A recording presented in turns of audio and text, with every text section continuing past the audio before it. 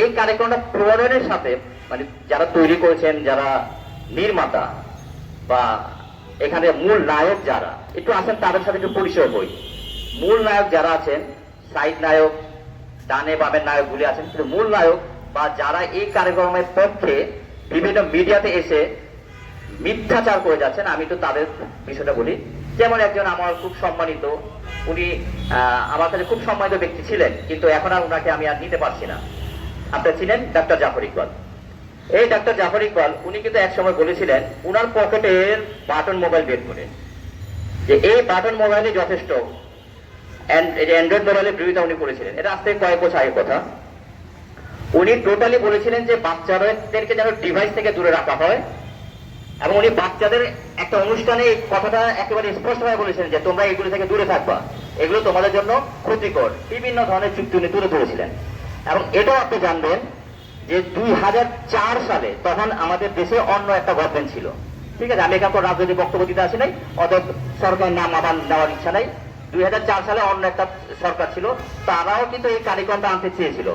তখন আমার এই শরীফ ডক্টর জাফর ইকবাল স্যার, উনি কিন্তু ওই সময় 2004 সালে এই কারিকুলামটাকে যখন আনার চেষ্টা করা হয়েছিল, উনি স্পষ্টভাবে এটা বিরোধিতা করেছিলেন। কেন বিরোধিতা করেছিলেন জানেন? কারণ তখন এটা প্রণয়ন কমিটিতে উনাকে রাখা হয়নি, এই জন্য উনি গুসা করেছিলেন, মাইন্ড করেছিলেন, এবং গুসা করে, রাগ করে, অভিমান করে উনি আসল কথাটা বলে দিয়েছিলেন। কি বলেছিলেন উনি জানেন? 2004 সালে উনি বলেছিলেন এই কারিকুলাম যদি দেশে আনা হয়, আমাদের দেশের ভবিষ্যৎ প্রজন্ম ধ্বংস হয়ে যাবে। তো তখন ডক্টর জাফর ইকবাল এই কারিকুলামকে যখন আনার চেষ্টা করা হয়েছিল, উনি স্পষ্ট বিরোধিতা করেছিলেন।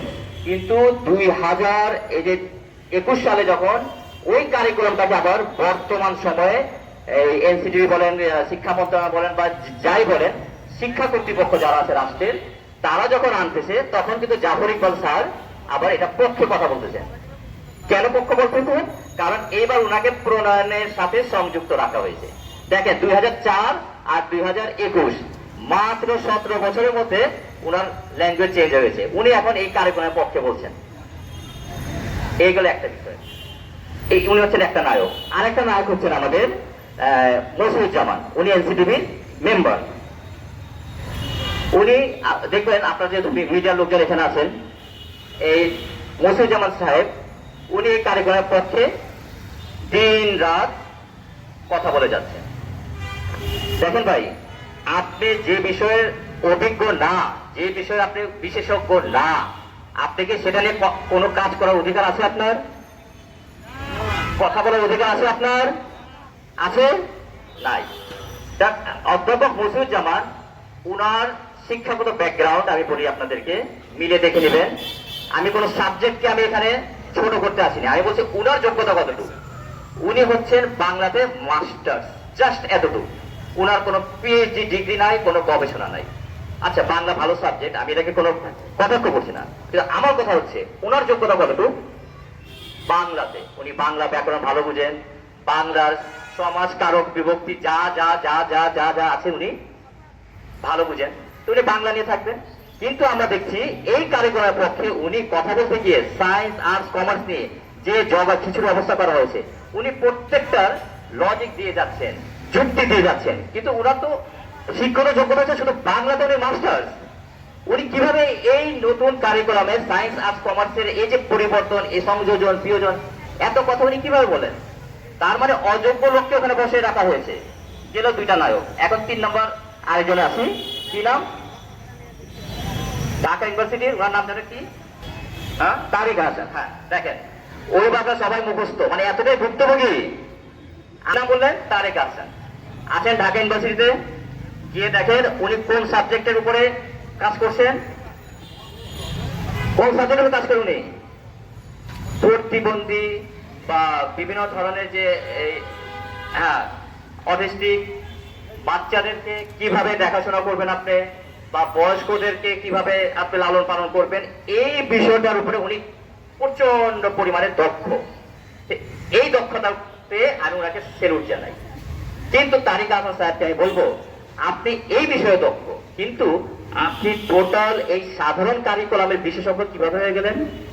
সায়েন্স আর্টস কমার্স এগুলো নিয়ে তো আপনার তো কোনো অভিজ্ঞতা নাই, কোনো গবেষণা নাই, তাহলে আপনি কিভাবে এই কারিকুলামের ফ্রন্টলাইনে চলে আসলেন? এখন কথা হচ্ছে যে তারিক আহসান এখানে উনি হচ্ছেন প্রতিবন্ধীদের বিশেষজ্ঞ, তাহলে তারিক আহসানের মতো একজন লোককে আপনি কারিকুলামে আনলেন কেন? আমাদের কোমল মধ্যে এই সুস্থ সবল বাচ্চাদেরকে প্রতিবন্ধী বানানোর জন্য। তার বই আমি দেখেছি। এখন যাচ্ছি আমি তাদের মিথ্যাচারের বিষয়ে। নতুন কারিকুলামে কি বলেছে আপনারা অনেকে জানেন। তারা বলেছে যে সায়েন্স আর্টস কমার্স তিনটাই নাকি বাচ্চারা এখন থেকে পড়ার সুযোগ পাবে। আমার এই ছেলে ক্লাস 9-এ পড়ে, যখন তার বইটা সে হাত পেল, আমি মনে অনেক আশা নিয়ে তার বইটা নিলাম, কারণ আমি আমার ব্যাকগ্রাউন্ড হচ্ছে কমার্স থেকে, আমি মাস্টার্স করেছিলাম, পরবর্তীতে আমি আইন পেশা আবার এলএলবি করলাম, সেটা পরের ব্যাপার, কিন্তু প্রথমে আমার ব্যাকগ্রাউন্ড ছিল কমার্স থেকে মাস্টার্স। আমি ওর বইটা খুব আশা নিয়ে নিলাম যে ওকে আমি কিছু অ্যাকাউন্টিং, যেটা আপনারা জানেন অ্যাকাউন্টিং কি থাকে কমার্সে, জাবেদা, খতিয়ান, রেওয়ামিল, ফাইনাল অ্যাকাউন্ট থাকে। ওর বইটা আমি হাতে দিলাম, কমার্সের কটা পর্যন্ত নাই। কমার্সের ক শব্দটাও টোটাল কয়টা বই তোমাদের? 10টা বইয়ের মধ্যে কোথাও খুঁজে পাইনি। কমার্সটাকে মানে বাণিজ্য শিক্ষাটাকে টোটালি জিরো করে দেওয়া হয়েছে। তাহলে ওনারা বলছে যে সায়েন্স আর্টস কমার্স তিনটাই আছে, মিথ্যা কথা। তাহলে আমার বাচ্চা কি শিখলো এই কারিকুলাম থেকে? মিথ্যা কথা শিখলো। যারা নিয়ন্ত্রক, যারা এই শিক্ষা কারিকুলামকে যারা পরিচালনা করছে, তারা টেলিভিশনে এসে বলছে বাচ্চারা এখন থেকে সায়েন্স আর্টস কমার্স তিনটাই শিখবে। কিন্তু আমার বাচ্চা কি জানলো? যে জাতীয় পর্যায়ে যারা শিক্ষা নির্ধারক আছে তারা মিথ্যা কথা বলে। আমার ছেলে কি শিখলো? মিথ্যা শিখলো। এরপরে যাই সায়েন্সের ব্যাপারে।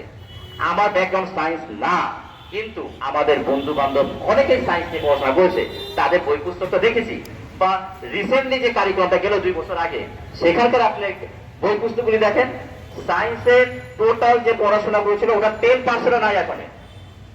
আর আর্টসের অবস্থা একই, সব মিলিয়ে জগা খিচুড়ি অবস্থা, সব মিলে জগা খিচুড়ি অবস্থা। এখন এই বিষয়টা নিয়ে যখন আমাদের অভিভাবকরা যখন প্রতিবাদ করেছে 2023 সাল থেকে, তখন থেকে আমরা দেখেছি যে একটা গোষ্ঠী যারা এই নতুন কারিকুলামটাকে আনতে গিয়ে তারা লাভবান হচ্ছে, তারা আমাদের অভিভাবকদেরকে অপদস্থ করার জন্য, হয়রানি করার জন্য তারা মরিয়া হয়ে উঠেছে। কারণ তাদের কাছে কোনো জবাব নাই, আমাদের একটা প্রশ্নের উত্তর ওনারা দিতে পারেন নাই। ফলে তারা কি করেছে? মিথ্যা মামলা দিয়েছে, সাইবার সিকিউরিটি একটা মামলা দিয়েছে, দিয়ে হয়রানি করেছে। আমি এই ভিকারুন্নেসা নুন স্কুলের সামনে থেকে এই অভিভাবকদেরকে আজকের আয়োজনের জন্য ধন্যবাদ জানিয়ে, এবং সেই সাথে এই কারিকুলামকে বাতিল দাবি করে, এবং যে সমস্ত অভিভাবকদের নামে মিথ্যা মামলা দিয়ে হয়রানি করা হয়েছে এবং এখনো হয়রানি চলছে, সেটা অবিলম্বে এ ধরনের হয়রানি বন্ধ করার জোরালো দাবি জানিয়ে আমি আমার সংক্ষিপ্ত বক্তব্য শেষ করছি।